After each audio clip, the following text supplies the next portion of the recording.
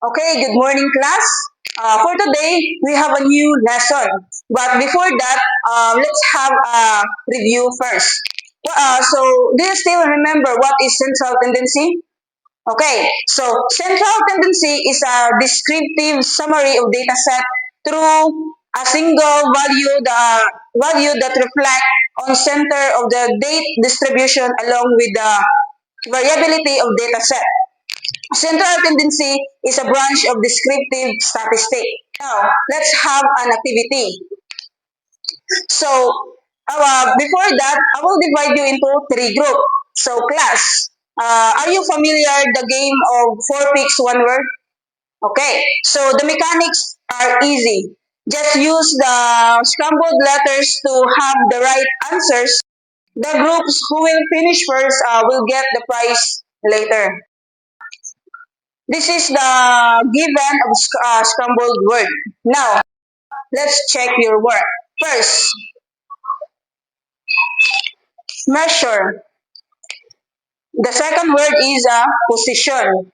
Then the third one is divide. Then the fourth is equal. Let's discuss our new lesson. But before that, let's read the learning objective. First is at the end of the lesson, students should be able to determine the quartiles of an ungrouped data. Solve quartile value of an ungrouped data, then appreciate the concept of measures of position in real life situation. Now, let's proceed to the measures of position.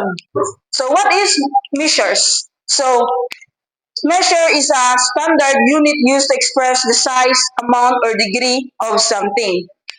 Now, let's discuss what is quartile. So, quartile is the score points which divide a distribution into four equal parts. Here, they have 25%, 50%, 75%, and 100%. So the 25% is a lower quartile or a quartile 1. Then the 50% is a middle quartile or quartile 2. Then the third one is 100%, that is our upper quartile or quartile 3. Now, let's proceed to the formula of quartile. So the formula of quartile 1, quartile 2, and quartile 3 here. Quartile 1 is equal to 1/4 times n plus 1, while the quartile 2 is 2 over 4 times n plus 1. Then the quartile 3 is 3 over 4 times n plus 1. Now, I have here an example.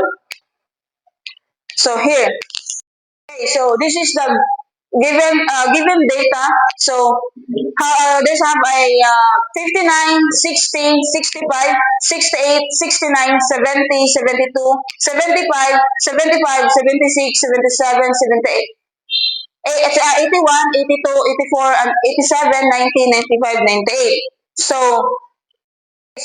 for now, let's find the quartile 1.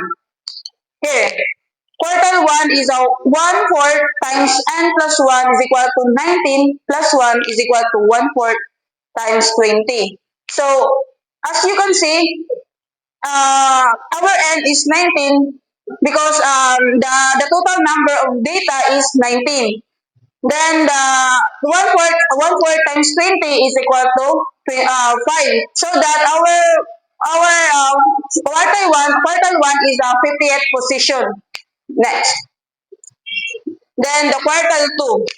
Quartile 2 is 2 over 4 times n plus 1 is equal to 19 plus 1 is equal to 2 over 4 is equal to 2 times 20 is equal to 10. So that our quartile 2 is 10 position.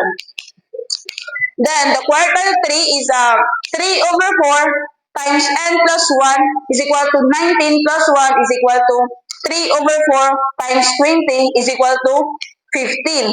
So our quartile 3 is 15 position here.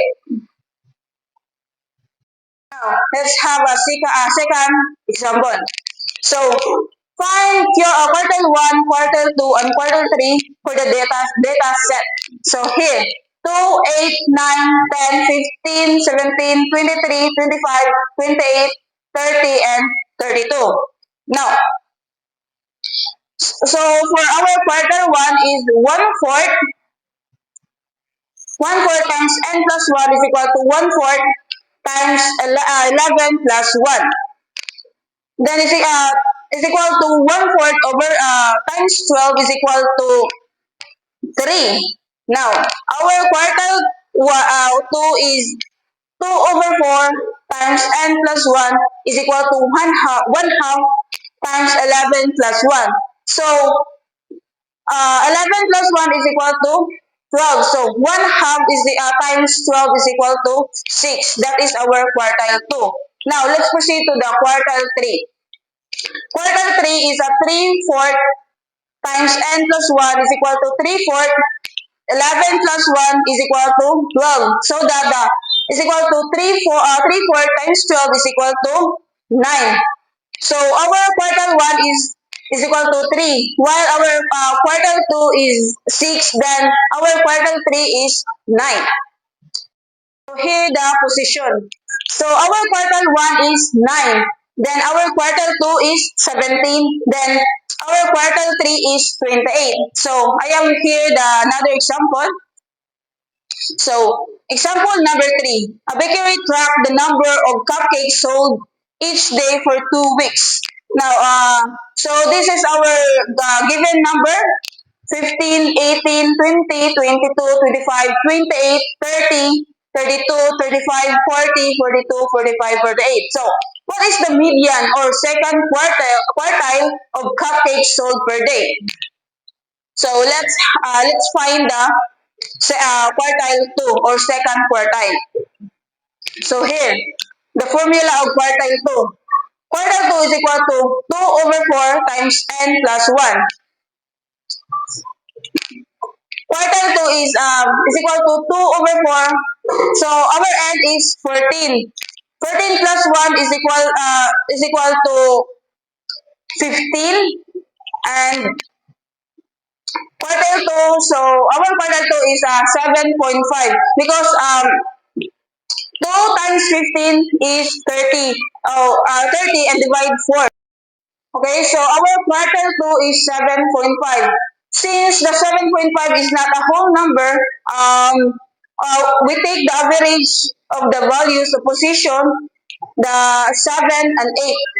Then, so our 7 values is 30, while our 8 values is 32. Here. So 30 plus 32 is equal to 62 over 2 is equal to 31. Also, our quartile 2 is 31. Here, the position of quartile 2 between 30 and 32. Okay, let's have an activity and I will divide you into 3 groups. So, for group 1, this is your given. For group 2, and for group 3. Now, okay, so let's have a short quiz. So, here.